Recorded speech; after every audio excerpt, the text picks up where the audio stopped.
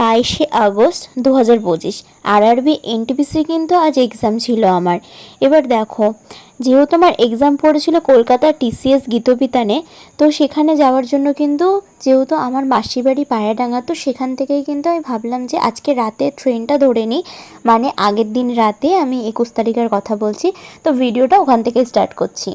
যেহেতু আমি আগের দিন রাতে চলে গেছিলাম মাসির বাড়িতে, আমি সকালবেলা ঘুম থেকে ভাবলাম উঠতে যদি না পারি, যদি একটু কষ্ট হয় উঠতে সকালবেলা, অত সকাল সকাল ঘুম থেকে ওঠার অভ্যেস নেই যদিও বা, তবে ভেবেছিলাম যে যদি বাই চান্স যদি উঠতে না পারি বা কোনো কারণে দেখা গেল খুব বৃষ্টির কারণে যদি ট্রেনটা মিসও করি, তো সেক্ষেত্রে মাসির বাড়ি অবধি চলে গেলে ওখান থেকে আর বেশিক্ষণ লাগবে না।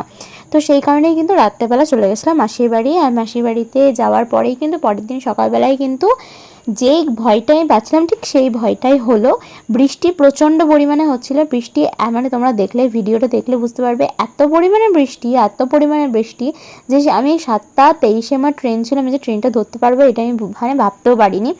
তো যাই হোক, ট্রেন অবশেষে ওই বৃষ্টির মধ্যেই ধরতে পেরেছি, বেরিয়ে কোনো রকমে স্টেশন অবধি পৌঁছাতে পেরেছিলাম। আর তারপরেই কিন্তু আমি কলকাতার যে টিসিএস সেখানেই গেছিলাম। তো সেখানে যাওয়ার পরে কিন্তু এক্সাম আমি মোটামুটি দিয়েছি, বলবো না আমার খুব আহামরি খুব সুন্দর হয়েছে, বাট ঠিকঠাক হয়েছিল।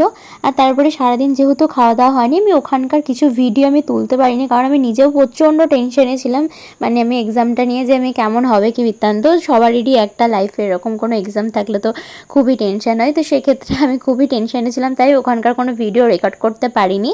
তো আমার এই জাস্ট জার্নিটা কালকের থেকে আজকের পর্যন্ত আমি কী করেছি, ব্যাস এইটুকুনি আজকে ব্লগে তোমাদের সাথে শেয়ার করার ছিল, তেমন কিছুই নেই। আর প্রচণ্ড ওখানে গিয়ে কিন্তু প্রচণ্ড কড়াকড়ি রেস্ট্রিকশন ছিল যে কোনো রকম কোনো মেটালের কোনো জিনিসই আমি পড়তে পারবো না, কেউই পড়তে পারবে না, মেটালের কোনো জিনিস আনা যাবে না।